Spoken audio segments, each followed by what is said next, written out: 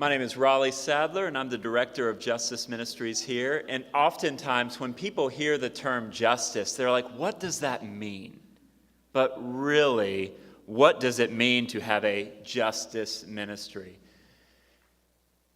I firmly believe that God has called His church to minister on behalf of the weak and the vulnerable.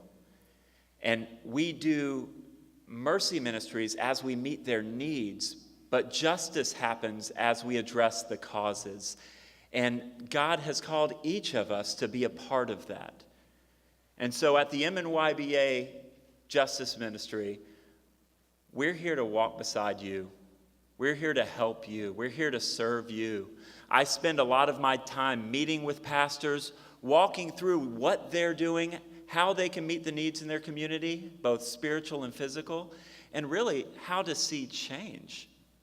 Not only in their church, but to see God bring revival to their neighborhood. One way we're partnering, or one way we're doing justice right now, is actually to be partnering with CityServe and CityFest. New York's a place where energy surges, and you feel it when you walk around these streets. Over 220 different languages are spoken here on an everyday basis. That makes it one of the most diverse places on the entire globe. In a big city with 8 million people walking past you all the time and crowded subway cars, you would think this group can't possibly feel lonely, but yet we find everybody's feeling a sense of loneliness, a sense of isolation. The church, unlike many other agencies, is uniquely equipped to address the needs of the city. We need to work together, even different culture, race, language, background, denomination, even different churches. And I think what the church does better than any other group is that we bring people together to serve together, to live together, to love together, and to care about your neighbor. CityServe and CityFest give us an opportunity to manifest that reality to the city of New York and to the great cities of the earth. By uniting the faith community with nonprofits, businesses, and government in the spirit of service, New York City Serve can play a transformative role in so many lives. The beauty of CityFest is that it brings together the two components of the gospel that are most necessary in a place like New York. It's bringing together proclamation, where the message and good news of Jesus is shared with the city, and it brings together a celebration of the deeds of the people of God.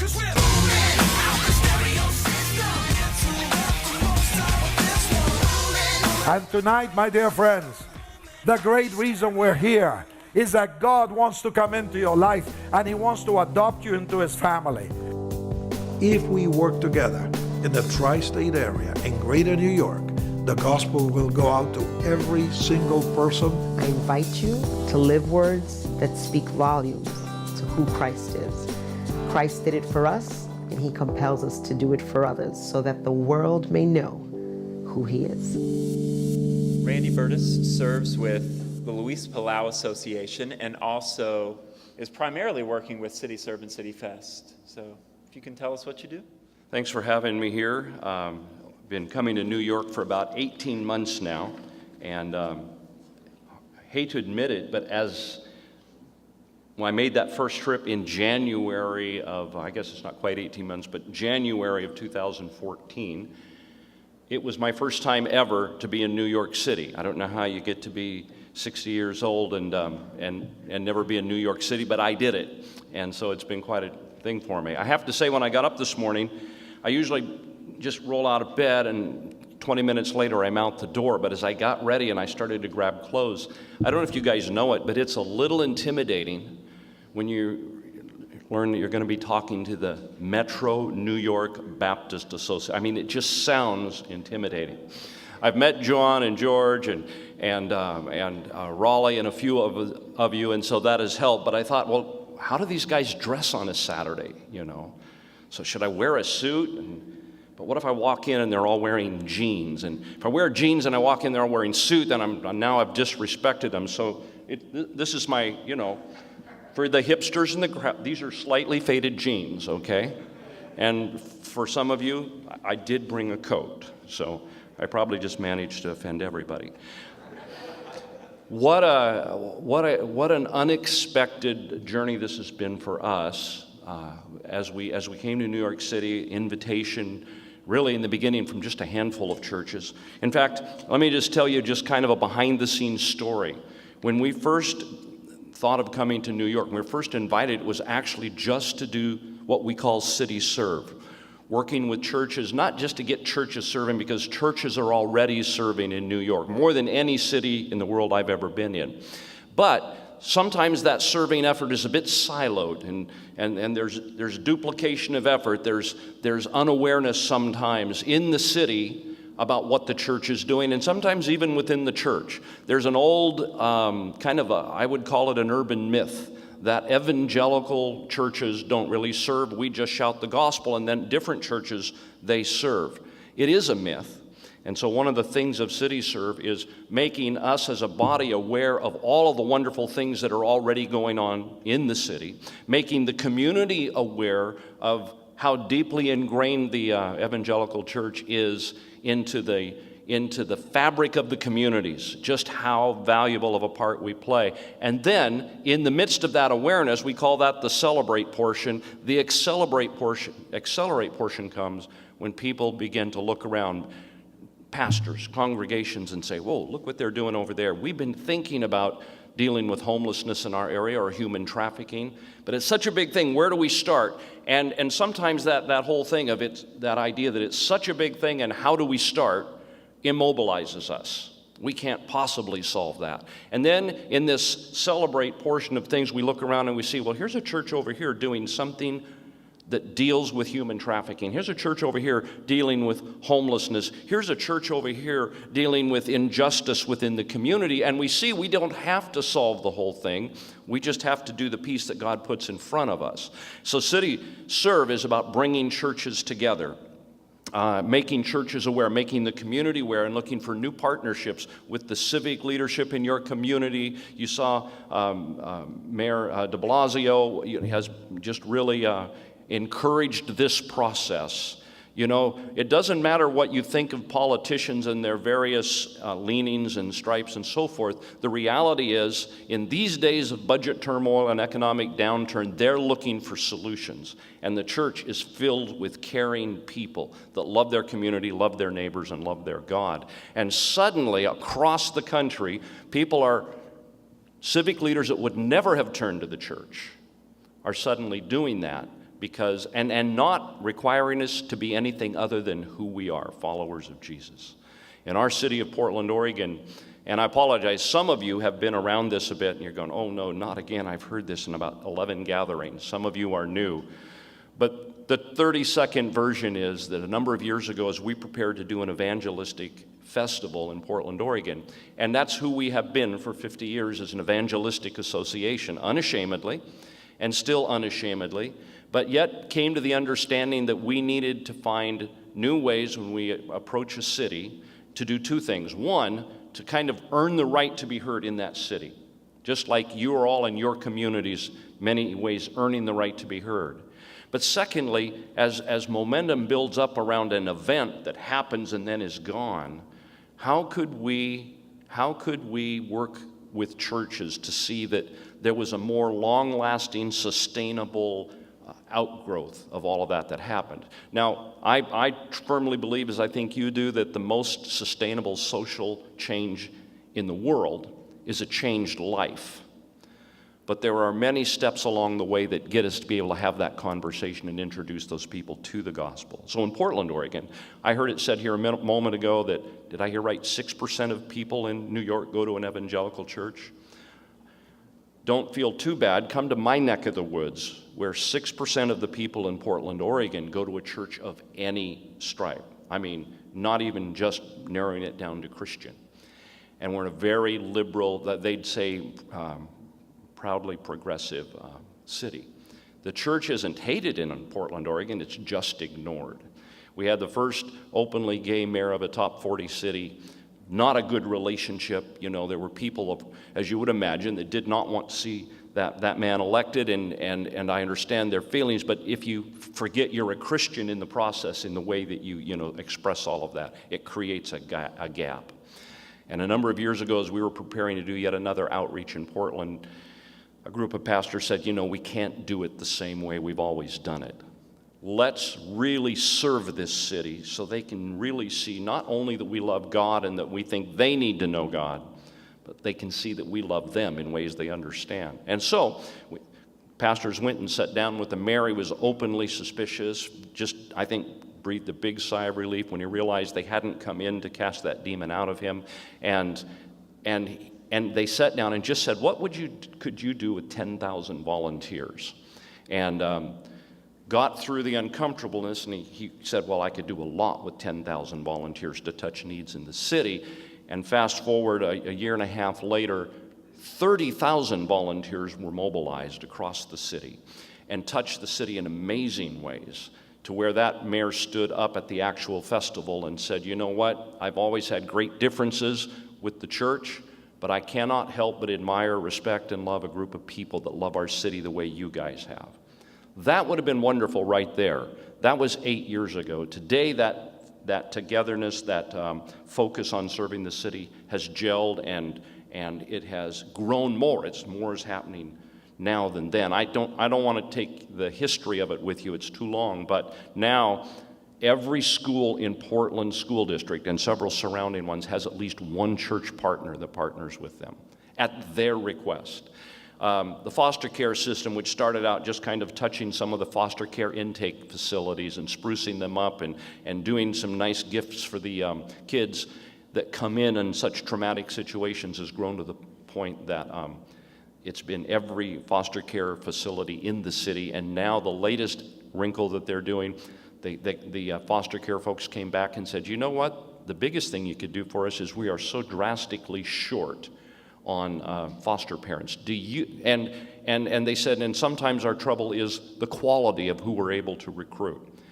We think they're good people in your churches. Could you find 600 sets of foster parents from within the churches? That was their request. Took on a 10-year goal of doing that and are almost 40% of the way there after only 3 years. That kind of thing propelled us as Kevin Plow came back and forth telling the story, being part of Movement Day, and we were invited here to just explore how those principles might apply to New York City. But everybody said, leave the festival part on the West Coast. It doesn't fit us here. And about 1,000, evangelists, it was 900 Hispanic pastors gathered together and said to Luis in a meeting, you cannot come to New York City and not preach. If everybody else doesn't want you to do it, we want you to do it. So Luis accepted the invitation. And suddenly, with that large influx, and the Korean churches said the same thing, suddenly then everybody began to look at the diversity that was happening, and now many of your churches are involved as well. To date, just as of about a week ago, 1,625 churches across the tri-state area have gotten involved. So that's the thumbnail history. Can I say this? You're supposed to say this kind of stuff, but we didn't have a grand strategy that brought all of this together. We just didn't. We were, okay, we'll come and we'll preach to the Hispanics, and we'll launch CityServe in other locations, and God just had a different plan. So now we're doing both. We didn't have a great plan that would bring churches together, that many churches. We really were such men of faith that we set a goal of 1,000 churches, and God has done something different. Many of your churches are on board. We just hope that you'll take advantage of us. The thing that is said about groups like ours that come from the outside, you blow in, you blow up, and then you blow out. And I would plead guilty to that. But our real fervent prayer, and I see signs of this already, is that as we blow out, as much of our team will do after July 11th in Central Park, that you all will have just maybe a new focus, a new collaboration with a few key other churches or some civic compassion agency. And in the midst of that, the Church of New York will be recognized for the amazing contribution they're already making, and that will open doors to do even more. When we came, we also wanted a good location, and everybody, at least from the outside, thinks of Central Park. We didn't think that would really be possible, but we put in the paperwork. the church, in a major way, has not been able to gather on the great lawn of Central Park in something like 25 years. And so we thought, well, it's a long shot, but we'll throw it in. But we're going to take Flushing Meadows that we're going to go for there. And of course, again, being great men of faith. Happy to tell you that we are going to be in Flushing Meadows on June 5th, for a kind of a regional outreach. Lord also did open up Central Park on the Great Lawn for July 11th, and something that really hasn't been broadcast yet, but want you to know about, is that there will also be a gathering in Radio City Music Hall on the 7th. The Rockettes won't be there. And Times Square on July 10th. You will never hear Times Square advertised. We can only talk about it word of mouth, but we'd love to have you there. So that's just an overview. Go to nycityserve.org, nycityfest.org. There's some packets. Have they already been passed out? Did you receive these? Let me just draw your attention. One thing that is happening, there are more than 100, from 100 days out to July 11th, which is, of course, we're in that time period now. There are 100 outreach events all over the city. Some of them are just pure evangelism, others are serving and evangelism mixed together. For many of those, we need people trained to pray with those that come to faith in Christ. So this is the counselor training guide. Most of you should have received or will receive in the next couple of days a mailing from Outreach Incorporated. They're bringing in all of our promotional and training materials. Whether you've received that or not, this is available to you in bulk. All you have to do is go to nycityfest.org and look under church resources, and you can get as many of these as you want. You can just order them, and they'll be drop shipped to you for free. If you get in a pinch, you can even download this brochure. It goes with this video. This video here is the counselor training video. This is not news to any of you. This was, Billy Graham, Billy Sunday. Everybody has trained folks to come forward and pray with people. On here is that counselor training video. A bunch of other videos, mainly promotional. There's some there called Reaching Your World that are Luis Palau just giving a 2-minute exhortation aimed for the people in your church, the fact that you really can share Christ with your neighbors. The prayer card, this is something you also get in bulk, where you just have your people begin to think and pray about the friends they want to bring to one of these events. The reality is a lot of folks who become new believers at that event, and for a lot of other folks it just advanced the conversation, and now your people have you just push that conversation forward. So there's also on that side a schedule of all the regional activities. You can get all those materials, all the training, all the publicity materials, the little invitations you passed out, posters, banners, all of that kind of thing. Can I just say, we didn't come to New York to save New York. God just sent us here to work with some people, to be a catalyst to the work you're already doing. I invite you to use us and abuse us. Use this opportunity as a catalyst to friendship evangelism within relational evangelism with your own church. Get people there who will either come to faith in Christ or at least be more strongly exposed to the gospel message and see the fruit later in your own church. Use us as a tool, and then please just forget about us as we go back to the West Coast. There is going to be a small team here over the next 2 years working with the whole CityServe approach and being a liaison, and we're working to kind of wean ourselves out of that, and after a year or two they'll be completely on their own.